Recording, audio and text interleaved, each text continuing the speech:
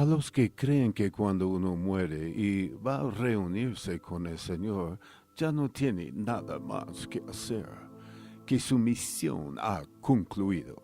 Puedo demostrarles, Biblia en mano, no es así, ni mucho menos. Por lo que dice la Escritura, a partir de ese momento aún queda un largo trecho por delante. En el cielo, en el plano espiritual, hay mucha más actividad que en este infierno terrenal. El cielo no es el final, sino apenas el comienzo. Para mí estar en el cielo no es reposar en una nube tocando el arpa por obra y gracia del Espíritu Santo. Esa sería mi idea de la muerte. La inactividad total, la inmovilidad, el reposo absoluto significan la muerte. Y tampoco parece que sea ese el concepto que tiene Dios del cielo. Su universo está lleno de movimiento y actividad. Él nunca se detiene. La gente que tiene la esperanza de que con la muerte se vaya a acabar todo se llevará una gran sorpresa. Al final de esta vida simplemente nos graduamos, pasamos del curso de esta vida terrenal al siguiente. En el espíritu ya no tendremos que soportar el peso de la carne ni las cargas y problemas de esta vida física. Será como pasar al siguiente curso habiendo obtenido buenas calificaciones en el anterior. Nos serán otorgadas facultades para hacer muchas más cosas que ahora, y las haremos muchas más. Sus obras con ellos siguen. Apocalipsis capítulo 14, verso 13. Aún no las habrán terminado. Seguirán ocupados en ellas. Obtuviste buenas notas en el último grado y has llegado al siguiente grado. Esa es la idea que tengo yo. Y creo que también Dios, así como el concepto que transmite la Biblia. Aún nos falta mucho para llegar al final. De hecho, según la palabra de Dios, para nosotros no habrá final. La eternidad no tiene fin. ¿Sabías que Dios en ocasiones usó los espíritus de los santos difuntos para ministrar y entregar mensajes a su pueblo? A los buenos espíritus de las personas piadosas que han fallecido, a veces se les permite ayudar, influir y comunicarse con sus seres queridos y otros cristianos que quedaron atrás, y la vida continúa para aquellos que parten de esta existencia terrenal actual.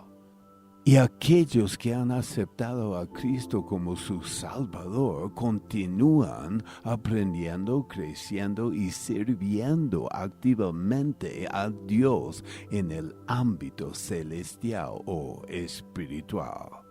La esfera espiritual es una dimensión eterna e invisible que existe paralelamente al mundo físico.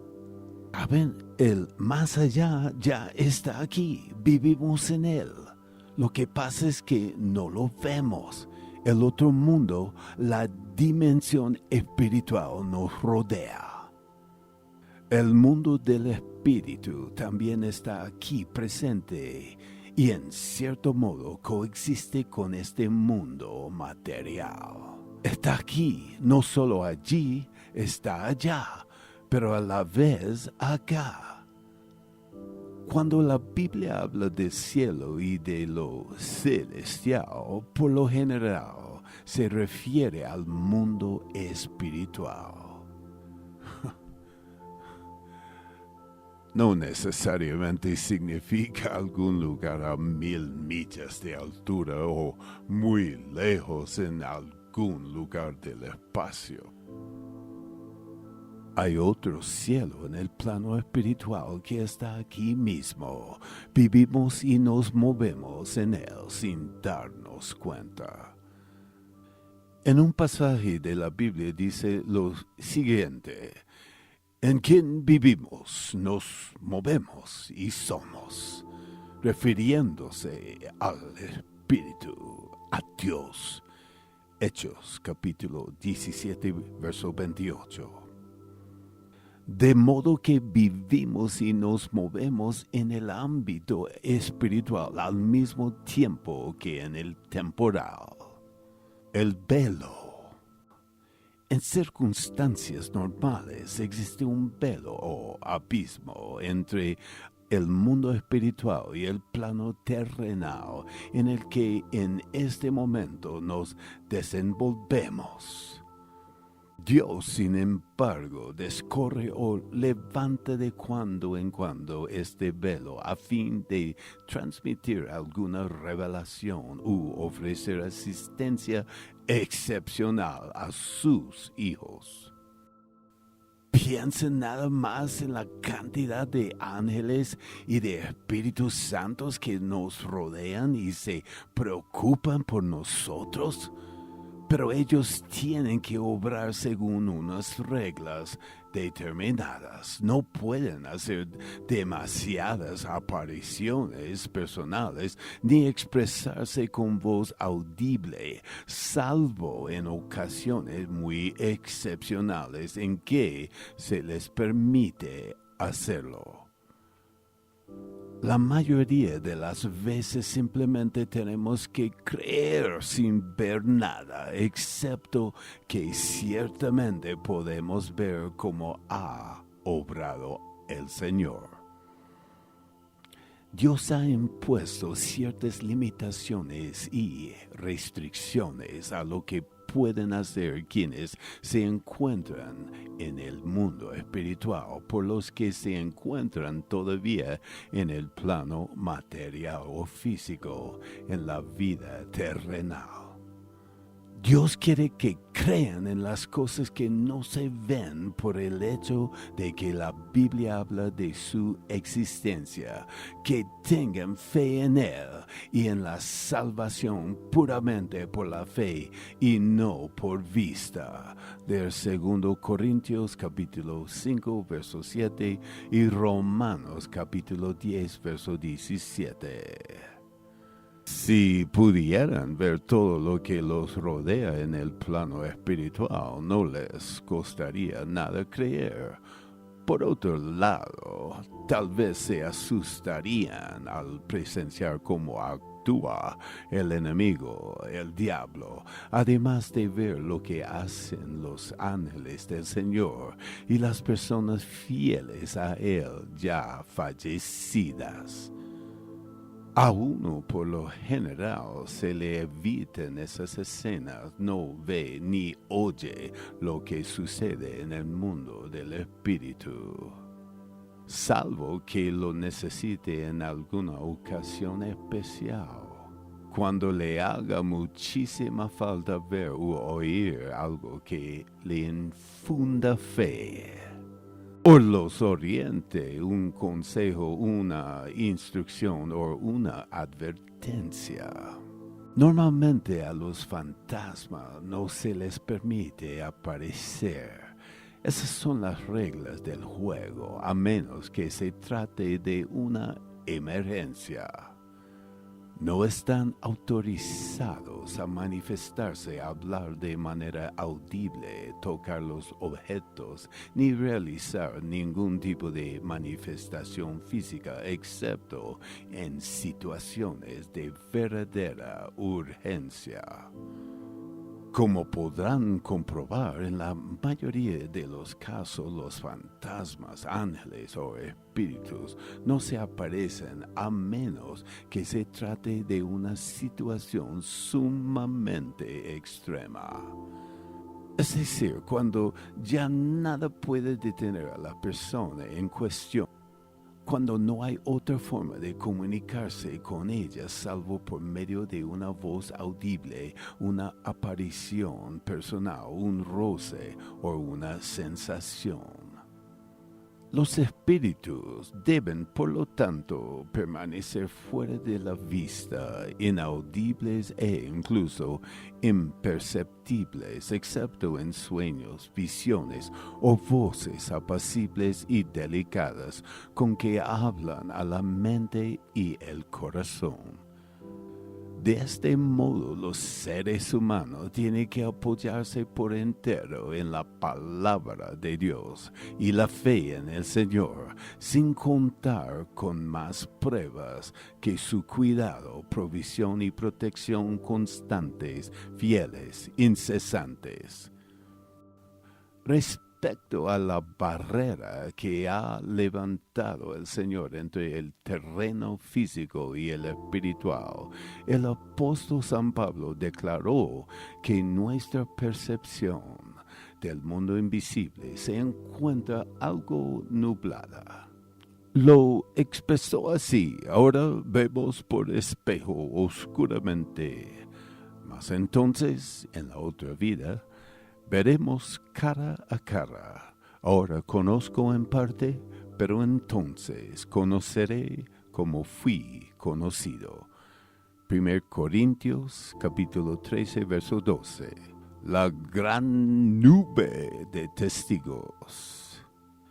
El 11º capítulo de la epístola de San Pablo a los Hebreos nos entrega un apasionante relato de la fe y las proezas de hombres y mujeres de Dios que protagonizaron el Antiguo Testamento, finalizada la relación de héroes y heroínas de la fe. El primer versículo del siguiente capítulo prosigue así: por tanto, nosotros también, teniendo en derredor nuestro tan grande nube de testigos, despojémonos de todo peso y del pecado que nos asedia, y corramos con paciencia la carrera que tenemos por delante.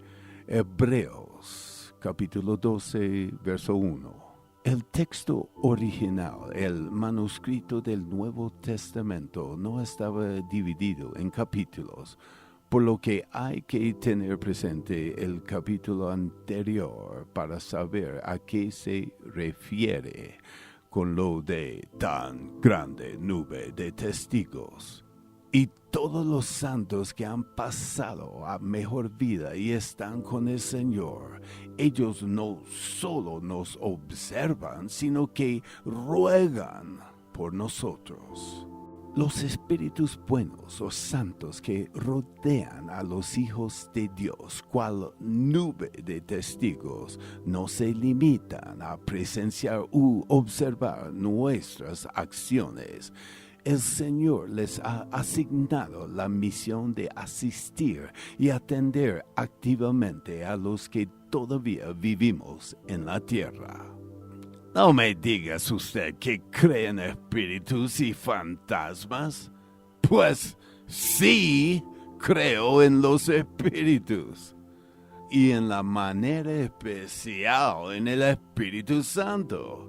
Y en todos los santos espíritus, todos los santos difuntos y los buenos espíritus del Señor. Estoy convencido de que tenemos en derredor nuestro una grande nube de testigos. Dios tiene millones de ángeles y miles de millones de espíritus buenos y salvos, espíritus santos. Todos los difuntos que están con el Señor, además de los que todavía desarrollan actividades aquí abajo, son espíritus santos. Aparte de irse al cielo para reunirse con el Señor, los espíritus buenos también actúan aquí en el plano espiritual, nos ayudan. Si morimos ahora, subiremos al cielo por un tiempo para estar con el Señor en la morada celeste, pero después muchísimos permaneceremos aquí en la tierra, solo que en otra dimensión, en una esfera celeste, espiritual. Así ayudaremos a otros del mismo modo que en este momento hay numerosos agentes espirituales que nos ayudan. Es evidente que esos difuntos que en vida amaban a Dios siguen siendo agentes o ángeles sumamente activos, mensajeros del Rey de los cielos. Los mensajes que el Señor transmite por boca de uno de sus hijos ya personalmente, ya por medio de un agente suyo, ¿cómo puede ser un ángel o un santo difunto? Así ocurrió en varios casos en la Biblia. Mensajeros angélicos fueron enviados a llevar un mensaje a algún profeta, siervo o sierva de Dios. Alguna vez incluso se envió al ángel o el espíritu de algún servidor de Dios ya fallecido, por ejemplo, Samuel, Moisés o Elías. Escudriñen las Escrituras y vean si estas cosas son ciertas. Apariciones de Espíritus Santos en la Biblia. La Sagrada Escritura contiene numerosos testimonios de encuentros con espíritus y de comunicación con ángeles y santos difuntos, casos muy concretos. Hay pruebas bíblicas de ello, de que Dios se comunica con sus hijos terrenos por medio de espíritus de personas ya fallecidas. En el pasaje en que los profetas difuntos Moisés y Elías se manifestaron a Jesús y dialogaron con él durante la transfiguración. En el relato de la aparición del espíritu del difunto profeta Samuel al rey Saúl y en la reseña que hace San Juan en el Apocalipsis de la conversación que sostuvo con el mensajero celestial enviado por Dios para revelarle los misterios del futuro. Pasemos revista seguidamente a esos y otros pasajes de las Escrituras. Empecemos por las revelaciones de San Juan. Uno de los ejemplos más notables de difuntos o Espíritus Santos que se comunicaron con cristianos vivos se encuentra en el misterioso libro del Apocalipsis, escrito por el apóstol Juan, a menudo referido como Juan el Revelador. En el capítulo 19, tras recibir de un ser celestial una grandiosa revelación sobre el futuro, Juan escribe: El ángel me dijo, escribe, bienaventurados los que son llamados a la cena de las bodas del Cordero. Y me dijo, estas son palabras verdaderas de Dios. Yo me postré a sus pies para adorarle. Y él me dijo, mira, no lo hagas. Yo soy consiervo tuyo y de tus hermanos que retienen el testimonio de Jesús. Adora a Dios, porque el testimonio de Jesús es el espíritu de la profecía. Leer Apocalipsis capítulo 19, versos 9 y 10. En el capítulo 22 encontramos un pasaje semejante. Yo, Juan, soy el que oyó y vio estas cosas, y después que las hube oído y visto, me postré para adorar a los pies del ángel que me mostraba esas cosas. Pero él me dijo, mira, no lo hagas, porque yo soy consiervo tuyo, de tus hermanos los profetas, y de los que guardan las palabras de este libro. Adora a Dios. Leer Apocalipsis capítulo 22, verso 8 y 9. Respecto a este pasaje, ¿Quién reveló tantas cosas a Juan cuando fue arrebatado espiritualmente al cielo? El apóstol creyó que se trataba de un ángel y se postró a adorarlo, pero ¿qué le dijo este? Soy uno de tus consiervos los profetas, no soy más que otro profeta. No me adores a mí. Simplemente te estoy explicando estas cosas porque todavía no las entiendes. En cambio, a mí ya me las han dicho, ya las sé y las comprendo, por eso te las estoy relatando. El mensajero era en realidad otro cristiano.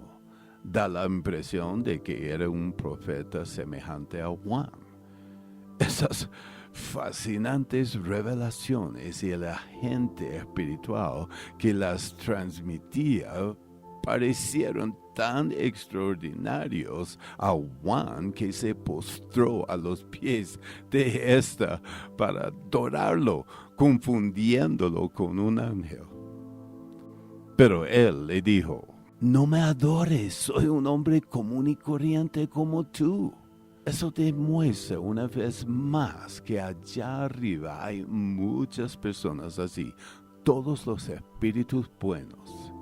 Nexo entre San Juan Bautista y Elías. Otro caso misterioso, pero muy revelador, de un antiguo profeta y ministro de Dios que desde el mundo invisible asistió a un hombre concierne al anunciador y precursor de Cristo, San Juan Bautista.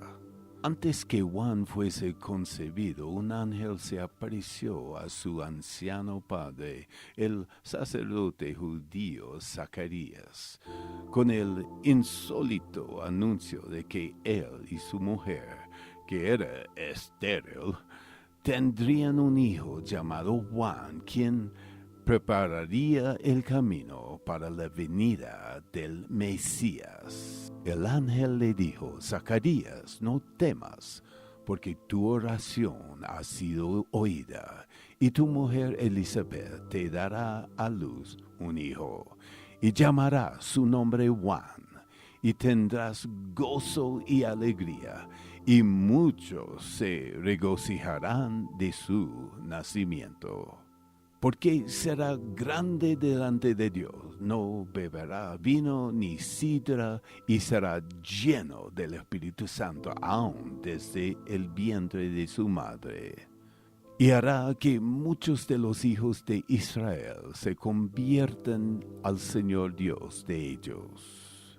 E irá Juan delante de él con el espíritu y el poder de Elías, para hacer volver los corazones de los padres a los hijos, y de los rebeldes a la prudencia de los justos, para preparar al Señor un pueblo bien dispuesto. San Lucas capítulo 1, verso 13 a 17. Aproximadamente 30 años después del nacimiento de San Juan Bautista, Jesús comunicó a la multitud algo todavía más desconcertante sobre su precursor. Mientras ellos se iban, comenzó Jesús a decir de Juan a la gente: ¿qué saliste a ver? ¿A un profeta? Sí, os digo, y más que profeta. Porque este es de quien está escrito: he aquí, yo envío mi mensajero delante de tu faz, el cual preparará tu camino delante de ti. De cierto os digo, entre los que nacen de mujer, no se ha levantado otro mayor que Juan el Bautista, pero el más pequeño en el reino de los cielos mayor es que él. Y si queréis recibirlo, él es aquel Elías que había de venir. El que tiene oídos para oír, oiga de San Mateo capítulo 11, versos 7 a 15. Más adelante en ese mismo evangelio, Jesús arroja más luz sobre este enigma. Los discípulos le preguntaron diciendo, ¿por qué pues dicen los escribas que es necesario que Elías venga primero? Respondiendo Jesús les dijo, a la verdad, Elías viene primero y restaurará todas las cosas. Mas os digo que Elías ya vino y no le conocieron, sino que hicieron con él todo lo que quisieron. Así también el Hijo del Hombre padecerá de ellos. Entonces los discípulos comprendieron que les había hablado de Juan el Bautista. De San Mateo capítulo 17 versos 10 a 13. Por una parte, el ángel Gabriel declaró que Juan cumpliría todo lo predicho sobre su persona con el espíritu y el poder de Elías. Por otra, Jesús manifestó que Juan era Elías. ¿Cómo es eso posible? ¿Cómo podría un profeta del siglo I estar operando con el espíritu y el poder de un profeta del siglo IX ante Cristo? Además, ¿qué quiso decir Jesús cuando afirmó, si queréis recibirlo, Él es aquel Elías? ¿Significa que Juan fue la reencarnación de Elías? Es evidente que no, dado que cuando los dirigentes religiosos judíos preguntaron directamente a Juan si él era el profeta Elías, su respuesta no dio lugar a dudas y los sacerdotes enviados de Jerusalén por los ancianos judíos le preguntaron a Juan, ¿qué pues? ¿Eres tú Elías? Dijo, no soy. ¿Eres tú el profeta? Y respondió, no. Leer San Juan capítulo 1, verso 21. Entonces, ¿qué está pasando aquí? Se predijo de Juan el Bautista que sería aquel Elías que había de venir. San Mateo capítulo 11, verso 14. Que estaría dotado del poder y el espíritu de Elías. Pues ahora entendemos que efectivamente Juan tenía el espíritu y el poder del mismísimo Elías. ¿Qué deducen ustedes que quiso decir Jesús con eso?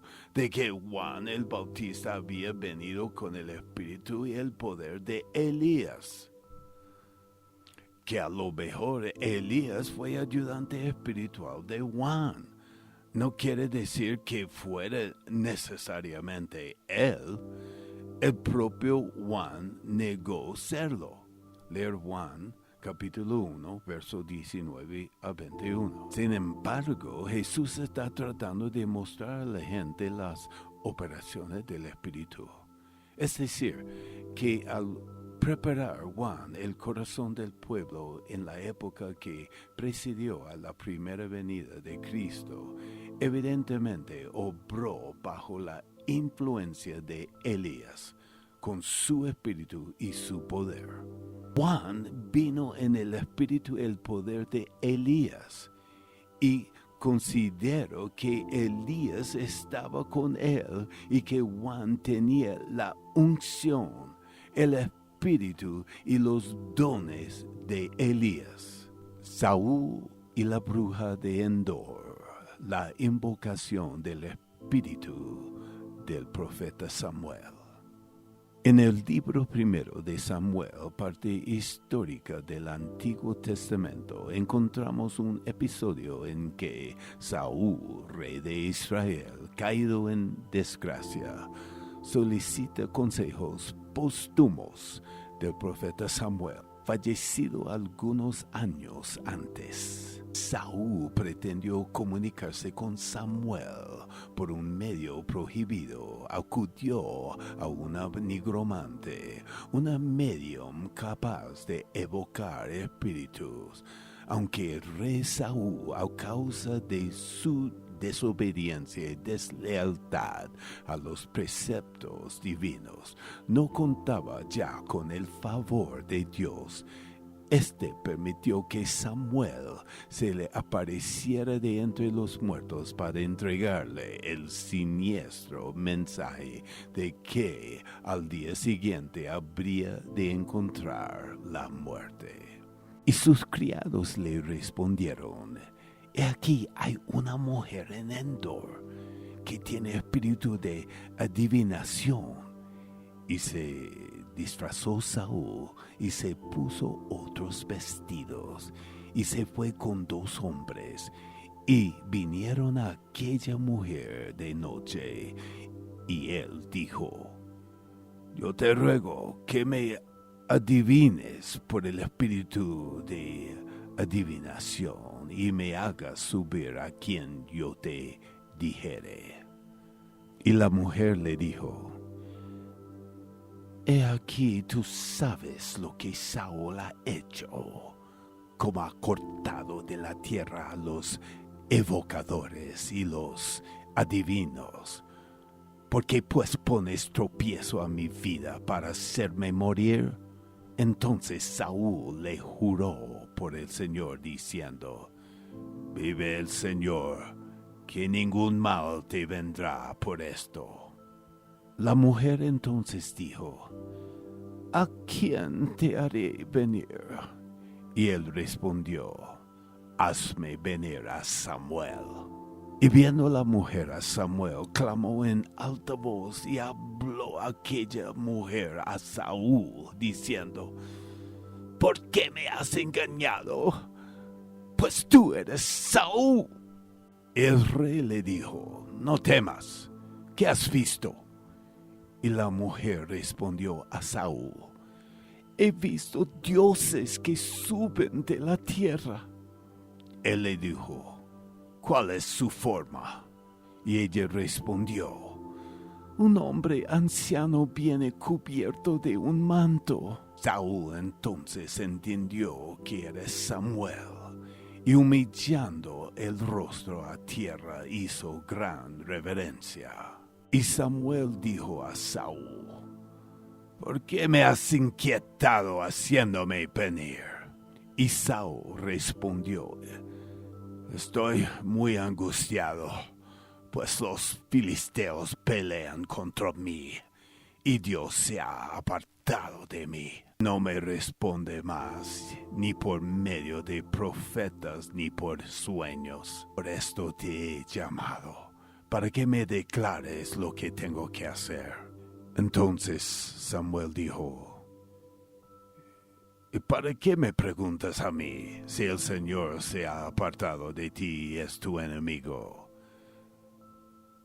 El Señor entregará a Israel también contigo en manos de los filisteos, y mañana estaréis conmigo, tú y tus hijos.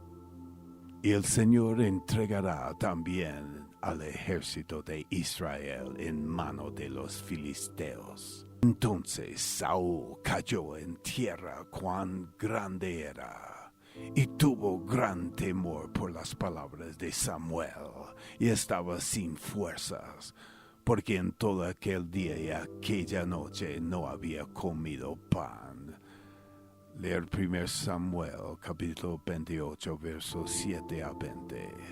Este extraño relato de un rey desobediente que utiliza un medium para escuchar a un profeta fallecido ha generado un gran debate entre los eruditos y teólogos de la Biblia, particularmente aquellos que afirman que los espíritus de los difuntos no tienen trato con los que todavía están vivos. Sin embargo, Del pasaje anterior se desprende claramente que el profeta Samuel efectivamente le habló a Saúl desde lo más allá de la tumba. La enciclopedia bíblica Wycliffe añade: en este caso, Dios permitió soberanamente que el propio espíritu de Samuel interviniera con el objeto de hacer una solemne amonestación al rey apóstata. En circunstancias normales, el presunto espíritu se expresaba en términos más bien favorables. En esta singular ocasión, sin embargo, dicta la sentencia de muerte del inquiridor Saúl, predicha para el día siguiente. Entonces había una bruja en Endor, una adivina o una medium espiritista. Saúl buscó a esta bruja para obtener información sobre los resultados de la inminente batalla. Él vino a verla una noche. Quería saber si iba a ganar la batalla o no. Porque tuvo que ir a ver a la adivina de Endor, porque había perdido contacto con Dios. Ya no le era posible comunicarse con el Señor. Y el querido viejo Samuel, el profeta al que solía acudir en busca de consejo, estaba muerto. Con demasiada frecuencia, Saúl no había buscado consejo. Debido a eso, Dios al final lo dejó. Ahora que quiere consejo, se lo tiene que pedir al diablo. Ya ven el estado tan lamentable en que terminó el pobre Saúl. El rey le pidió que evocara el espíritu de Samuel y según la palabra de Dios ella lo hizo. Puede que ella no tuviera mucho que ver en el asunto, pero está claro que el Señor intervino. Según la historia bíblica, ella parecía estar casi tan sorprendida como Saúl de que Samuel realmente apareciera. Desde luego, los espíritus de los difuntos no están ni muertos ni dormidos. Aquel era verdaderamente el espíritu de Samuel, que al anunciar dichas cosas a Saúl, le transmitió palabras de Dios. Esto no es un cuento chino, se trata del espíritu de un difunto al que se ha evocado para que hable. Samuel tuvo que volver del paraíso y visitar una vez más este mundo a fin de pasar ese mensaje a Saúl. Por lo que dijo, se ve que a él tampoco le gustó mucho la idea. ¿Por qué me has inquietado? Leer 1 Samuel, capítulo 28, verso 15. Estaba en un lugar precioso en el paraíso y he tenido que volver a este horrible mundo tuyo para hablar contigo una vez más. Tantas veces te negaste a prestarme atención en vida y ahora que estoy muerto me quieres escuchar. De todos modos, tuvo compasión de él y volvió. Moisés y Elías en la transfiguración. Jesús conferenciando con Moisés y Elías en el monte de la transfiguración, como se describe en los evangelios.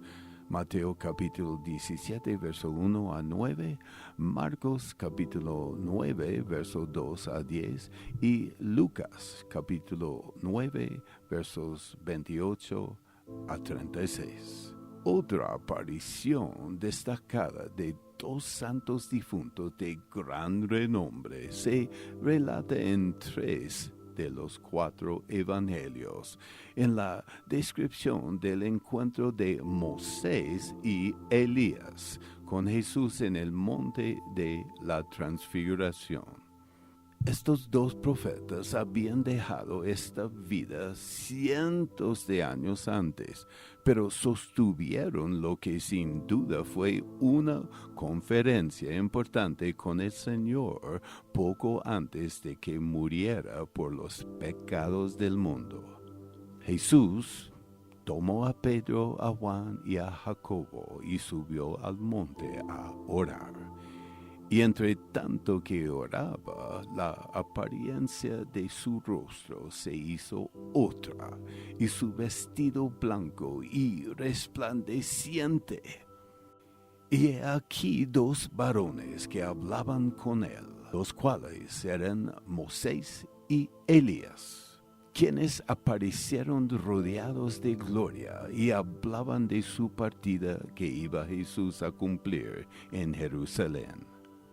Pedro y los que estaban con él estaban rendidos de sueño, mas permaneciendo despiertos vieron la gloria de Jesús y a los 2 varones que estaban con él. Y sucedió que apartándose ellos de él, Pedro dijo a Jesús: Maestro, bueno es para nosotros que estemos aquí y hagamos 3 enramadas, una para ti, una para Moisés y una para Elías. No sabiendo lo que decía.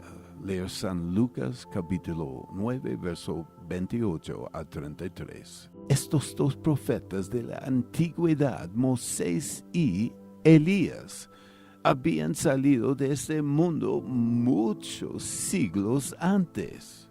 Sin embargo, Dios los envió a conferenciar con su Hijo e intercambiar impresiones con él. De modo que Dios puede valerse, de hecho lo hace, de sus siervos humanos que ya han pasado a la otra vida para que atiendan y ayuden a los que todavía estamos en este mundo. ¿Pensáis que es algo extraño que yo asista a mis siervos por medio de otros siervos míos que ya están conmigo en el cielo? Porque así como Moisés y Elías ministraron a mi Hijo en el monte de la transfiguración, ¿no son ellos como los ángeles de Dios enviados para ministrarte a ti? Así como el mensajero que transmitió a mi siervo Juan maravillosas nuevas mías y otros misterios, le dijo que no lo adorase. Porque yo también soy consiervo tuyo, así que puedo usar a los míos que han pasado antes. No os canséis de hacer bien, porque a su tiempo segaréis si no desmayáis. Tenéis en derredor vuestro una grandísima nube de testigos. Aleluya.